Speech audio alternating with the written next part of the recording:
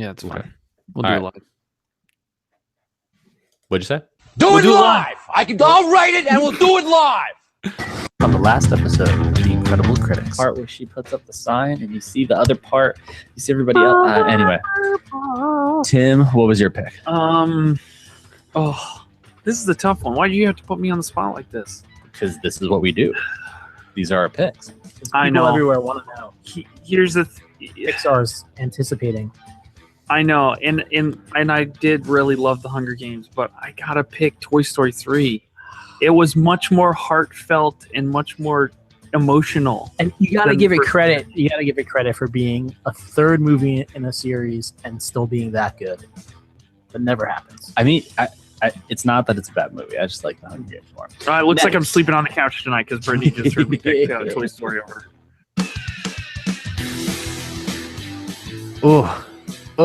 Tough choices and more coming up tonight. Tim, I hope you got a good night's sleep on that couch there. People are getting heated about some of our choices. They really I've been getting are. some feedback, and people are like not happy with like, how is this movie winning? And I'm like, I don't know. Depends. Well, we are the Incredible Critics. Incredible, not because we're great, but much like Frankie and Tim's choice of Toy Story 3 over the Hunger Games, our credibility should seriously be questioned. Brittany's with me, Tim. Brittany's with me. Yeah. This week we are going to be talking about what's on, and then going through, of course, March, movie, madness. our Sick. March movie madness bracket. Now, Tim, when you first heard that, and you texted us, you I said- laughed. I almost you- swerved off the road. But now, was that laughter because it was so perfect, It or was laughter because it was so just bad? ridiculously awesome. I think I was like, Aw- "Wait, am I an alien? What is it? Wait, I didn't know Ben was doing a clip. What is this? awful or awesome? I can't Yeah. tell. Which- Yeah, what? Wait, Breaking up. Hello? Well, I think we can all agree that it's better than our What's On music. That is 100% true. I don't know how you can make that sound good, but you can't make the what's on music. Come on, Ben. Ah. Oh, man. Well, as always, you already heard them. Tim and Frankie back at it this week, going Hey, Ben. through our Sweet 16 of the March Movie Madness bracket. March is flying by. It is. Guys, are you ready for the Snowpocalypse 3.0 for where I'm we ready. live? 4.0 for the Northeast. I missed the last one because I was away on vacation down in Texas, Oh, where that's it was high of 79. So my yeah, goodness. I'm ready for this one. It's nice. It's like, hey, I haven't seen snow in a while. I'm okay with it. Do you know how much you guys are expecting? I think only like 4 inches. Nothing crazy. I think I'm close to anywhere from 5 to 8 is the last I saw, but it keeps changing. This is the one that's like Yeah. constantly changing. They're like, well, Europe, This is the one. the Europe model says it's going to blow away, but 10 other models don't. I'm like, ugh. I feel like meteorology school must be super hard, right? Very difficult, tough to pass and get into. But then once you get out, like it's just the easiest job in the world. Like you just guess. And Well, one yeah, really- it's all- you it's all just guessing. read off the computer and be like, yeah, this might happen. But if it doesn't, I don't know. I don't understand why they rely on models telling them what to do. I mean, they're models. They just like walk a runway. Heyo. Yeah. Dad jokes. I got It's those okay, dad jokes Dan. because I'm a dad. Yeah. Oh man. Oh, I need to grab that clip. That's That'll the be a clip. good That's what I was just thinking. too. That's a Oh, clip I look gotta at that have. clip. Yep. Oh well. Well, let's get into Frankie's favorite segment.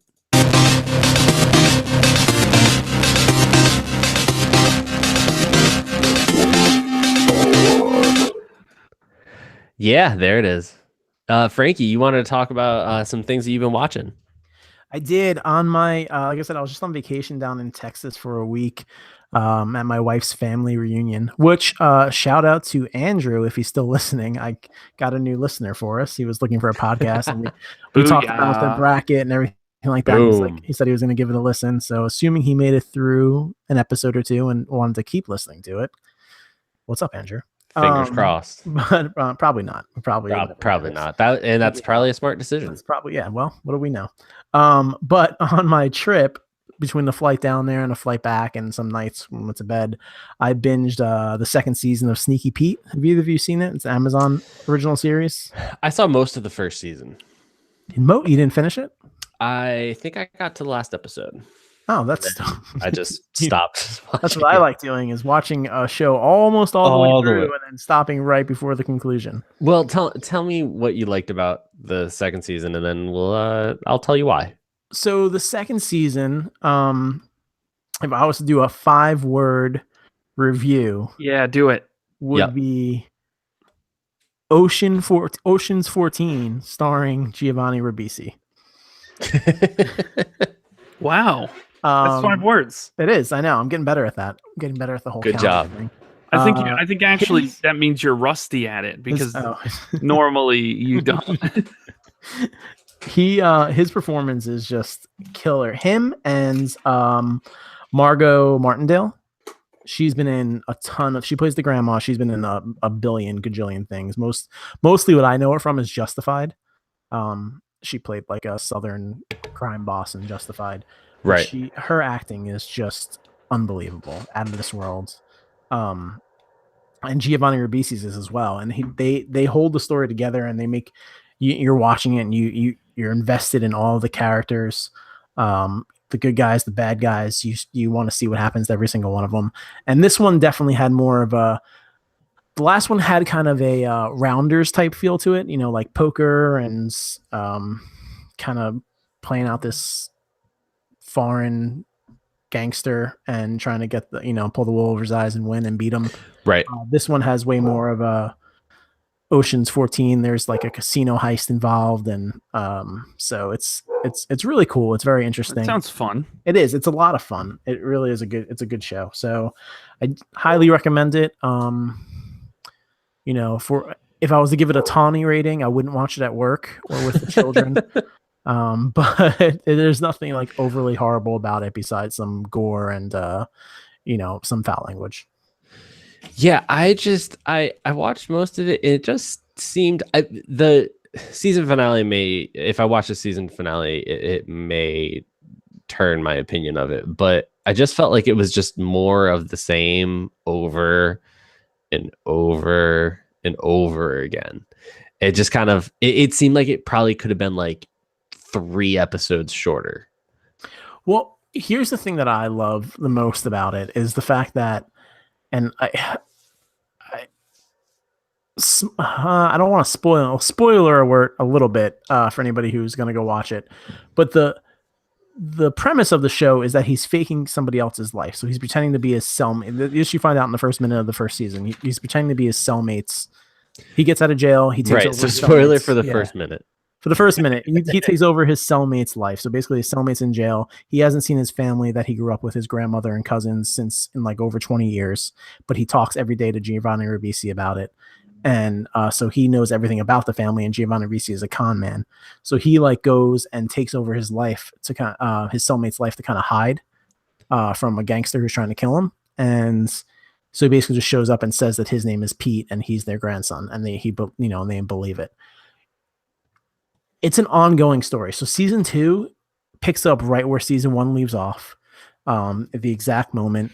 And it's still, there's a subplot and so many other things going on that main point isn't really ever solved. And so it pulls in the storyline. So it's not like, what I enjoyed about it wasn't just like it was over at the end of the first season. You still had a ton of questions at the end of the season, which led into your next season, which is now leading into the third seasons. They solve some things, but then leave some things open. So that way they don't have to reinvent the wheel for each season. Sure. Yeah. I mean, it's just, yeah. What do you know? No, like I feel like we just like watched the same exact thing and just came away with completely different opinions on it, which is probably going to be a theme for the episode as we go into our picks eventually. But yeah, have you been watching anything else? Me? Yeah, I forget if you had said anything else. Guys, I'm going to take that as a no. That was the only thing I wanted to watch about. I did watch Tomb Raider, but we'll save that for another episode because I don't want to give too much away right after it opens. Tim, you been watching anything? I'm guessing more Stargate? More Stargate for show. We're on season 4 out of 10. Booyah! And been playing a little bit of this little game that may have gotten popular even in the news this week called Fortnite Battle Yeah. Royale. Yep. I've been hitting that up a little bit. Nice. I tried it out on my phone. There's like a mobile. What's crazy is it's the exact same game. Graphically, it's identical. It plays identical, except obviously the controls are horrible because it's on a phone. Right. But that's been pretty fun and pretty crazy. But other than that, I'm gearing up for that Snowpocalypse, like we already talked about. I mean, that's gonna be some good time to watch some stuff. True. Build up True that that. list. I watched Short Term 12 because in preparation for our picks this week, I rewatched Room, and that got me on a Brie Larson kick. And so then I watched Short Term 12, which is pretty much her audition tape for Room. She leads that movie as well, and it was a really good movie, but it was also one of those movies that like it's made for me. So it's like an independent film, low budget, small cast, but a really good cast, like kind of right before all of them went big. So it has stars Brie Larson, John Gallagher, and Rami Malek. Wow. I mean, yeah, a good cast, but it was in, let's see, when did it come out? 2013. So, you know, kind of right before all of them blew up with their various projects. But the synopsis is a 20-something supervisor staff member of a residential treatment facility navigates the troubled waters of that world alongside her coworker and longtime boyfriend. So it's about these 20-somethings that work in like a group home for foster kids that don't have foster parents yet. So yeah, rated R has, you know, a lot of language, but it's some just really, really great performances, and Brie Larson plays that like tortured soul character so well. And if you liked Room, I would say go back and watch Short Term 12 because that is equally. Well, almost as good of a performance. I'd still give the edge to Room. But So do you mean her audition tape for the upcoming Captain Marvel from Marvel Right. Studios? I'm actually excited to watch Captain Marvel because I'm like, I just want to see her play a happy character for once. Oh no. Like, I don't want to feel sad for her character at the end of the movie. Every single movie she's in. So yeah, so I also watched Scott Pilgrim. She's in that as nice. well. But yeah.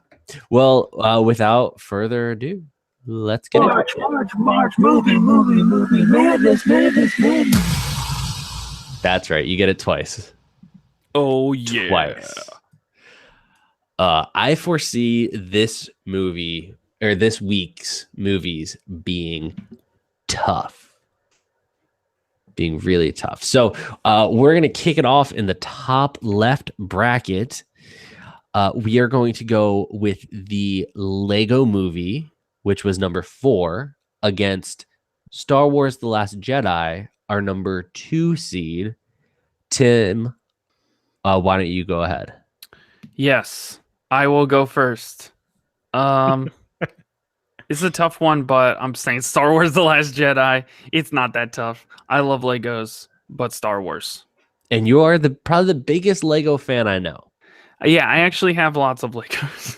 I actually have a tub in my furnace room it's literally one of those really huge tubs you could get at Target. It's full of Legos to the top, overflowing. Yeah, I have nothing to do with them. But build them. But yeah, Star Wars. Star Wars. That's your pick, Frankie. All right. So this is tough for me because I love Star Wars. I am a huge, huge Star Wars fan, but I have to pick the Lego Movie. But let me explain why real quick. So as much as I love the new Star Wars movie, I expected the new Star Wars movie to be amazing. I did. I thought it was going to be great. It was better than I expected, even though it had a lot of backlash and a lot of people who disliked it, which also led into my vote for the Lego Movie. I thought the script and the writing and everything was done perfectly. The Lego movie, I expected to be horrible, and it was amazing. Everyone who I took to go see it, I brought my wife and one of my best friends at the time, my roommate, and both of them, I had to drag them to the theaters to go see it, and we left the theater seeing Everything Is Awesome because it was just that good of a movie. So in the the fight between the two of them, I don't know anybody who didn't like the Lego movie, whereas I do know a lot of people who didn't like Star Wars. I had one friend even say it was his least favorite Star Wars, and he enjoyed Jumanji more than he enjoyed the Star Wars. So, well, I mean, just because you hang out with people that have horrible taste in movies doesn't. And some people just disliked it, and I get it. I get that why, and I'm not against it. So for that, I have to vote for the Lego movie. I think the Lego movie was more well liked, and therefore should win the bracket. Tim's face is great right now. More well liked. More well liked, even though Star Wars made more money. Was it a better film, Frankie? Yeah. I'm going with Star Wars: The Last Jedi. Wait. Frankie, valiant effort, but you didn't convince me. The Lego movie is a fine movie. You're right. It is way better than it ever should have been. True. It was a brilliantly executed film. But so was Star Wars: The Last Jedi. It is a polarizing film, but it is a better film. And therefore, I'm definitely going with Star Wars: The Last Jedi. Next, our number 16 seed, The Social Network, a little Cinderella story, going up against our number. Oh, I was wrong about the seeding. Our number 4 seed was actually Toy Story 3. The Lego movie. Wait, where did the Lego movie fall? Lego movie was number 14. My bad. It's okay. Are we looking at the same bracket, Ben? I'm just kidding. Hey, I have never given anybody any reason to believe anything I say ever. Incredible. So that's what I'm saying. So number 16, The Social Network, going up against number 4, Toy Story 3. Tim, no, you started last time. Frankie, what was your pick? I am going to go with The Social Network. And that was one of your picks for the bottom of the bracket? It was, yeah. I introduced it to the bracket. I'm sticking with it. I believe in the Cinderella story. An unbelievable movie, an unbelievable performance by all the actors, not just the lead actor. And it's a movie that never gets old. All right, Tim, what was your pick? Cinderella, more like Thefterella story. My pick was Toy Story. A real story that has a story in the title. Was that why you picked it? No, I picked it because honestly, that is the movie of those two movies. I could watch Toy Story more times, over and over and over again if I had to. And I would still feel just as emotional about it every time. Listen, every Pixar movie, we said this last time, is meant to make you cry. If you don't cry during a Pixar movie, there's something wrong with you. But it's the same movie as the other Toy Stories. It is. It's the same concept, the same toys. Nothing's different. This was the first time we got to look into a real life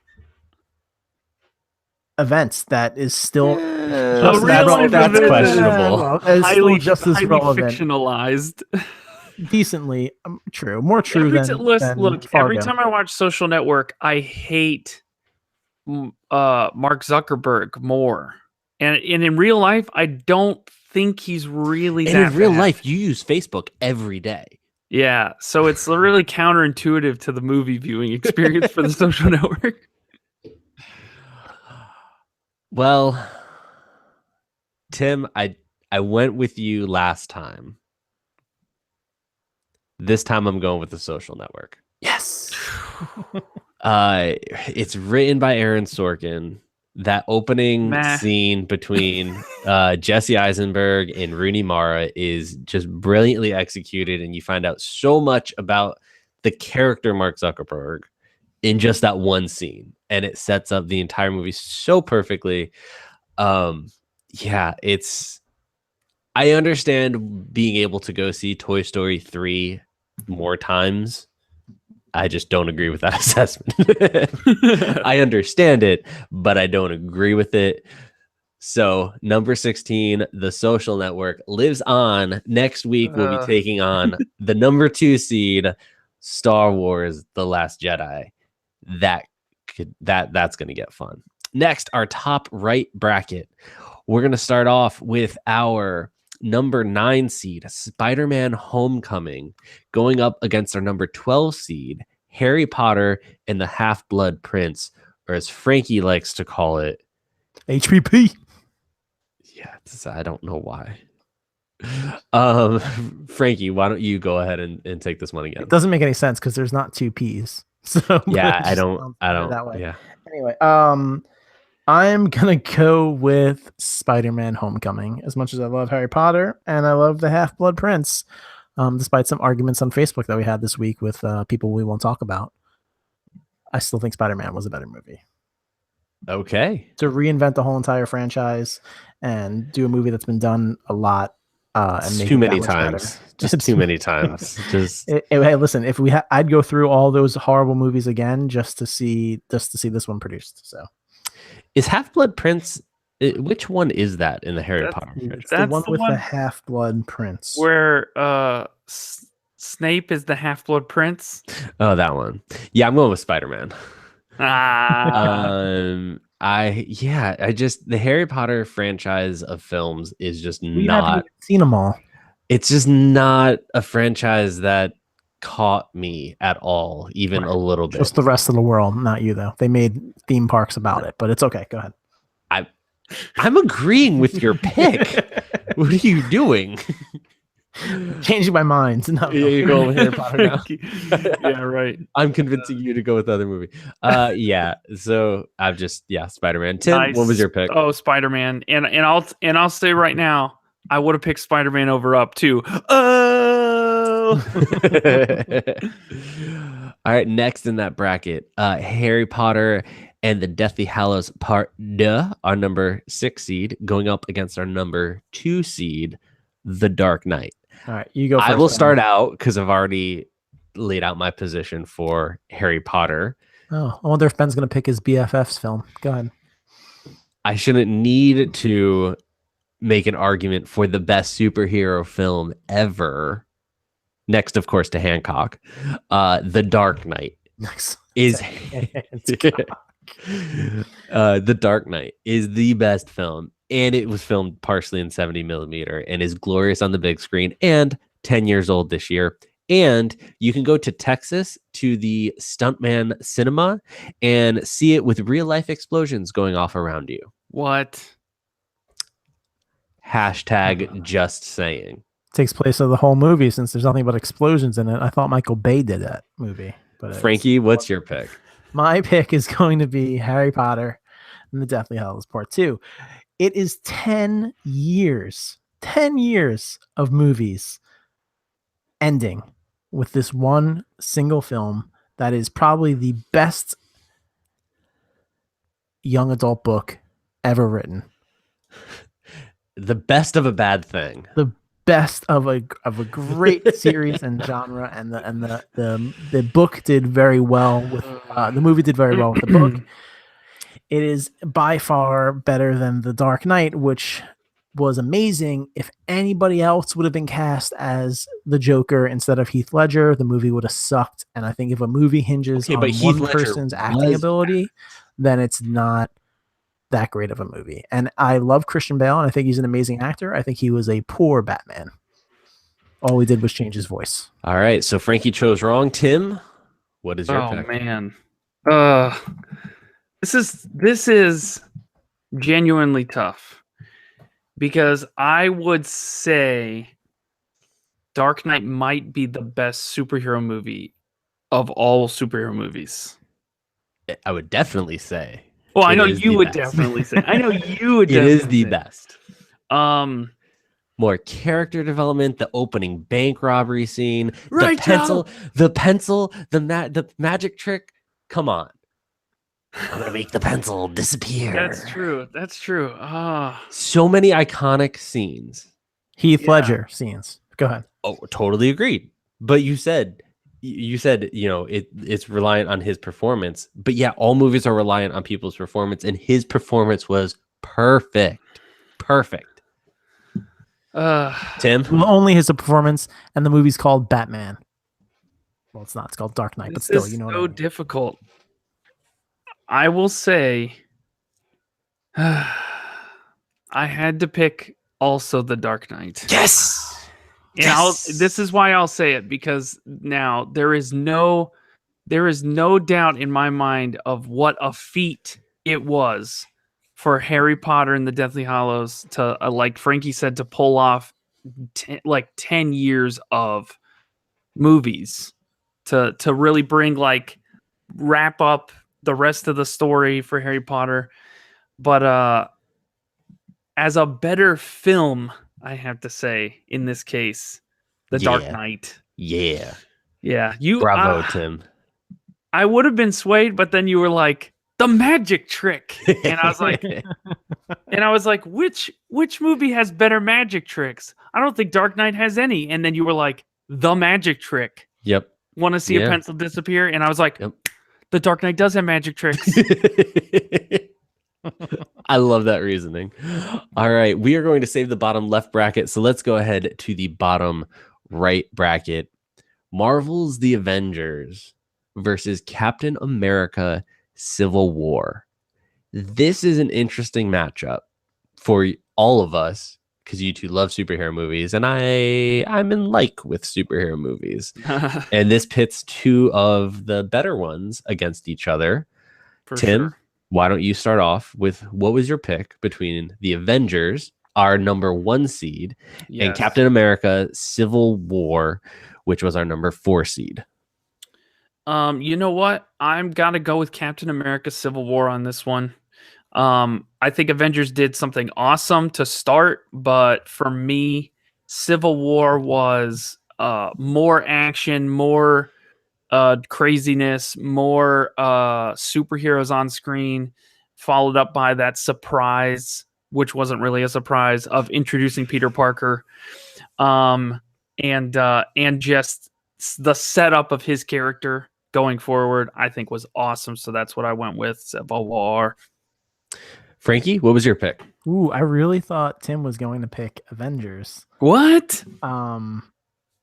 I too am going to go with Civil War. I just think it's Okay. overall a better movie, and seeing two people who you've grown to love, the Captain America and Iron Man through their films, finally be on the same side and then fight each other in this movie kind of tears you apart in the inside, and that's what you want to watch when you want a movie. You want something to make you think and try to take sides and figure out what you want the outcome to be, even though you might not necessarily want it. I do give them I take away points because Captain America didn't die like he does in the comics, but whatever. Well, they had to save something for Infinity War. Yeah. Well, it's already decided, but while Marvel's The Avengers was one of the most fun movie experiences I've ever had, like it's just most fun. True. With the group of people I was with, we went over that last week or the week before. So much fun. Cookies were had. Cookies were had. But Civil War is a better film. The idea of pitting two of the good guys against each other is a brilliant idea, and it's pulled off well in Civil War, and you can't say that for all movies where two good guys go up against each other. We're looking at you, Batman v Superman. Uh-oh. So that is that. Captain America Civil War moves on to our Elite Eight. Next, we have The Martian versus Iron Man. Tim, I'm going to let you take this one as well. What was your pick between The Martian, our number 14 seed, and Iron Man, our number 10 seed? Yep. Well, I had to go, and I did love The Martian, and I actually read the book too, but I had to pick Iron Man on this one. It was the start of something brilliant. And well, I mean, start of something big. Brilliant. Yeah, brilliant. Because listen, I say brilliant because you can't say it's not, that the MCU is not brilliant, because they continually succeed. Even when they have some movies that might be subpar, they continue. It's like It's never ending now. Brilliant. Like a steamroller. Yeah. Really? Yeah. Really? Yeah. Brilliant. Yeah. Okay. Well, I'm going to say The Martian. Both from how the book was released and how smart the book is to how it was developed and turned into a movie. Matt Damon's performance is great in it. I mean, it's just talk about our all-star cast. Matt Damon, Jeff Daniels, Katie Mara, Jessica Chastain, Troy from Community.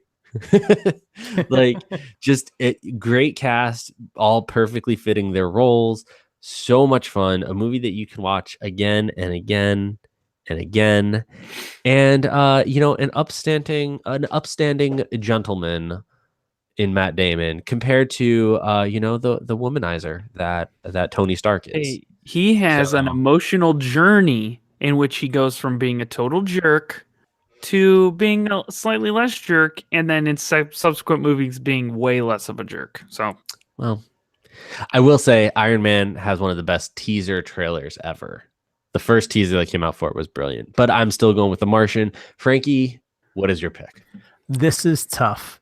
I recently learned, which I kind of enjoyed, knowing that why am I Robert Downey Jr. Robert Downey Jr. is the man. Just call him Tony Stark. Yeah, he's Tony Stark. Anyway, Robert Downey Jr. Doesn't read his scripts anymore. He actually has people. He wears an earpiece, and the person will read him his line, and then he says it however he wants to say it. And he gets he gets a more natural reaction out of the line he feels doing it that way than if he was just, I mean, that's been done before. Right. So very interesting, very cool. But I also feel like that plays into the aspect of the Iron Man. In Iron Man, yes, there's that awesome character development, Tim, that you're talking about. But that's Robert Downey Jr. in every movie he plays. Kiss Kiss Bang Bang, one of my favorite movies, probably my top 10 or top 20 of all time.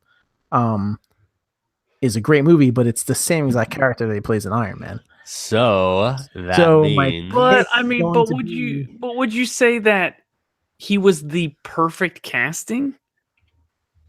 I mean, yeah, definitely. I definitely think he was. I definitely think he was. Tony Stark is too. Yes, I agree. Comics. I agree. He's the perfect casting for that role. I mean, I wouldn't say Matt Damon is a scientist casting at all. It's a little bit unbelievable. Whoa! Matt Damon is Matt Damon. He's amazing. He can do anything. I'd love me some Matt Damon, but and that's why I'm gonna go with that and Ridley Scott. Come on, man. I'm gonna go with The Martian. There we go. Picking well. Next, we're going to go to our bottom left bracket. I'm going to start off with we're leaving Room versus Inception for last. So we're going to go to The Blind Side, Frankie's pick, and number 14 against Argo, number 15, which was my pick. Frankie, I will let you go ahead and start this one out. I just want to say how proud I am of The Blind Side for getting this far in a tournament. I put you in there as a throw-in. Nope, they are the UMBC of this movie. They are, and I'm so proud of them for getting as far. Is that a sports ball? Is that a sports ball reference? It's a sport. But and I'm gonna pick The Blind Side because I still like it better. Come on, than Frankie. Argo. Come on, Frankie. Listen, There's I'll no go way. with what Tim said about Toy Story. I can watch The Blind Side over and over and over again. I couldn't do that with Argo because it's just a bit too long. And the Argo F yourself just gets old. It was funny the first time it happened, and then it got overkilled, and I'm just done with it. So I'm gonna go with The Blind Side. If I have to argue for it, my defense would be Sandra Bullock. It was an amazing actress, and she won how many awards? 4 or 5 awards for that. She won a SAG, a Golden Globe, and an Academy Award for her role in that. It was a Best Picture nominee. It arguably shouldn't have been. Hey, listen, it should have been. and But I it don't- got into the Academy Awards, much like it It got did. into this bracket. So we can't for that. and it was the overall great movie. The little kid, the little brother, he's hilarious. Okay. Um, All right. that's all That's I got. enough. That's enough. All right. That Argo is the better movie. Tim. Yeah. I gotta go with Argo on this Yeah, one. it's Argo. The answer's Argo. Come on, and I'll Frankie. say Argo won Academy Awards as well. I know did. won best. It Picture. won the Academy Award. It for won Best Best Picture. Motion Picture. We It need to won get- Best Writing, Adapted Screenplay, and Best Achievement in Film Editing. I need to get my buddy Luke's opinion. He hates Argo. He commented on our page about how mad he was about it, and he says this is his least favorite movie ever. I have to see why he thinks that. I should have did that before this. Sorry. podcast. Yeah, you probably should have. That would have helped your argument for The Blind Side. Well, rest in peace, The Blind Side. You had a valiant effort in this tournament. So Last, we are going with our number 16 seed, Room, against our number. Let's see, what is that? Number 13 seed, Inception. All right, so I'm going to start this one out, and then we'll kick it to Tim, and then we'll kick it to Frankie. So I did my research as did Tim. Tim, proud of you. Tim finally watched Room. I watched Room. So I rewatched Room because I've seen Inception enough to know what Inception's about, but I hadn't rewatched Room, and we set up no criteria for how we were picking films in this bracket, which probably would have been helpful when picking this, because if it all depends on what criteria you're going by. If I'm saying what movie do you like, I want to go watch, like just for fun and kick back with a bowl of popcorn and enjoy the movie, it's going to be Inception. But if I'm choosing what film I think You heard it here first. You heard it here. You heard it first here, everybody. words. But if I'm choosing what film has better performances, what film has more heart to it, what film Also leaves Inception. you, I know. leaves I know you- what you're saying, Ben. Also, What- Inception. what film leaves you with just such an emotional just attachment.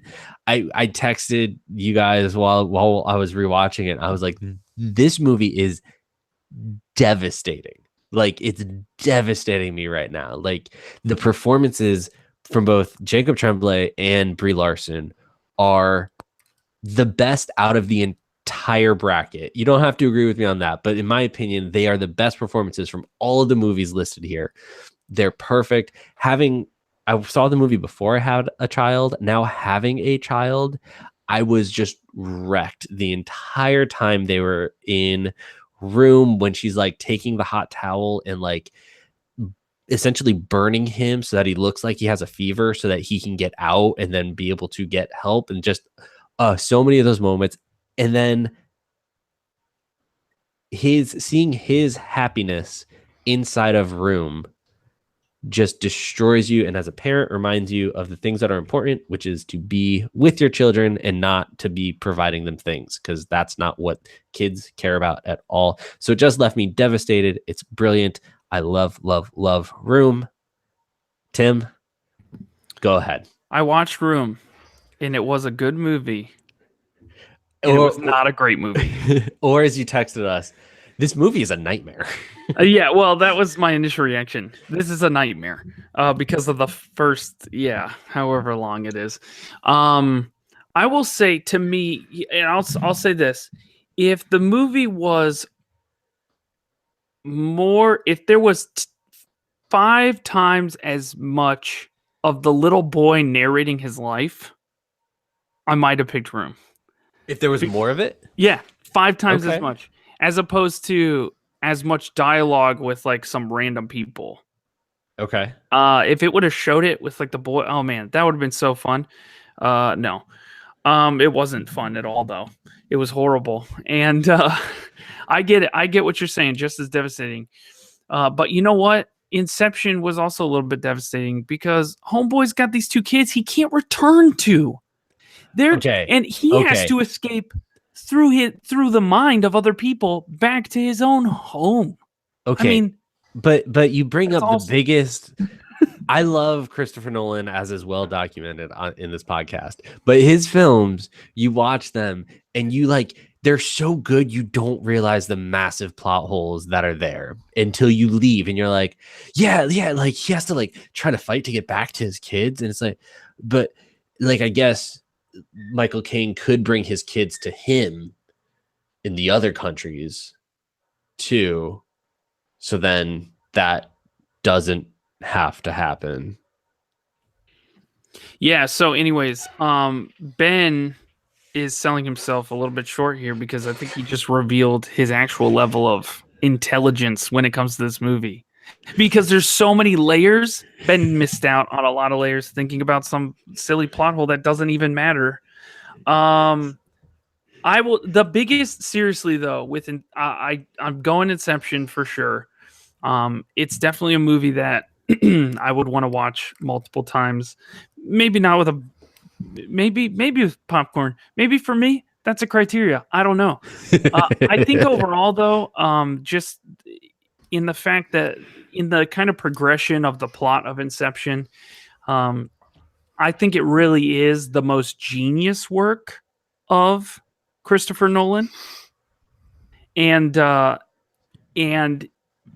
in just on so many different levels, it's like genius within genius. Inception. But the fact that like there's the whole plot with his wife, and there's the whole plot of like all these different things going on, and like you can lose your mind and you can get lost forever, and it might not work, and everybody's gonna die on this plane when it lands, or maybe not. And the fact that just the whole time dilation effect playing out through the entirety of that huge sequence for the great filmmaking. I love it. Phenomenal filmmaking, and I would say film. it's actually a much better film than Room.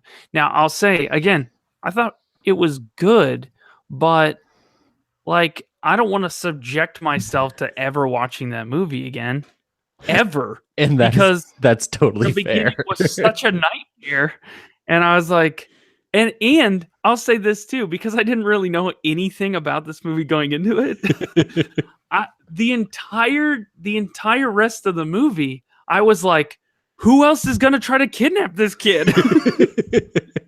I was like, who's gonna kidnap this? Who's gonna like attack somebody? What's gonna happen? Anyways, I think they're. And I'll say that Room there was a lot of good emotional points for sure. It was like there was some phenomenal acting, but there's just certain choices that were made in Room that I was just like, they could have done some different things and it would have been just as powerful or more powerful, including that little boy narrating more. But bottom line, Inception, a better film. All right, it comes down to you, Frankie. I love when you say that. That's my favorite. When everything comes down to me. No. Listen. I hear both of your arguments.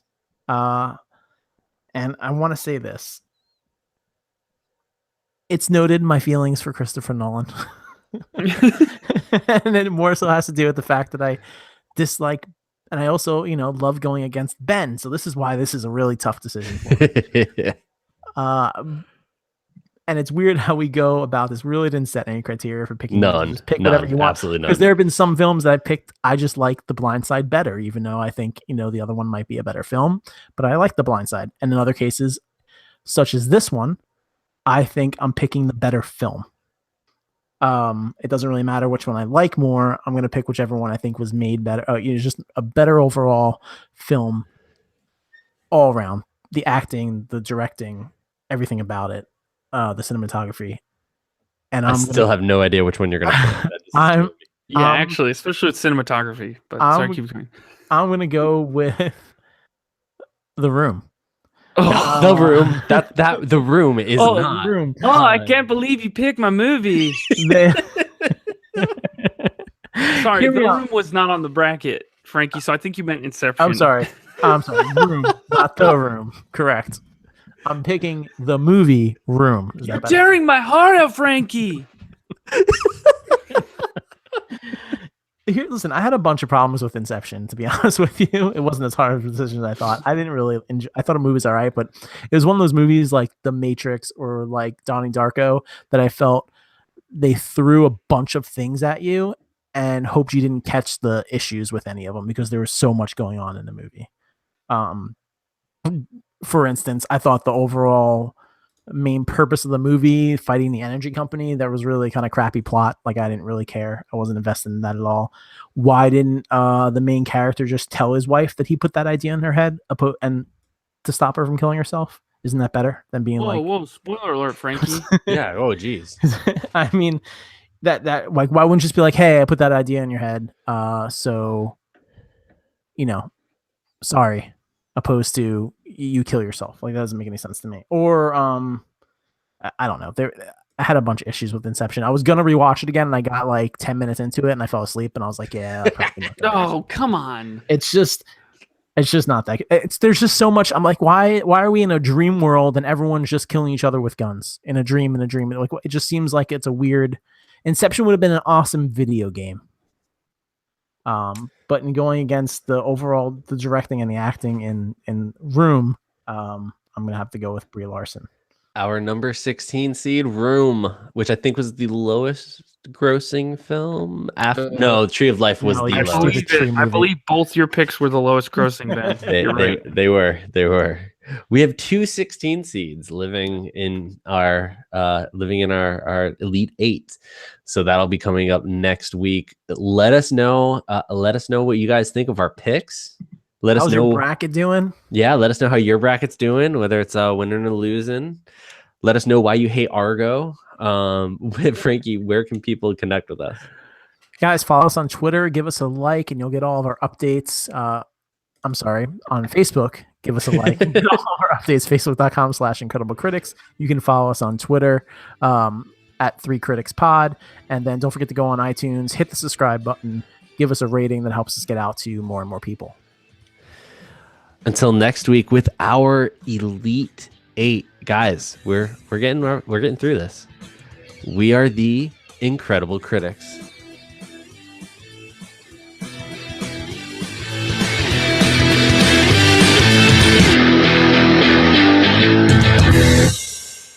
Do it live. I'll write it and we'll do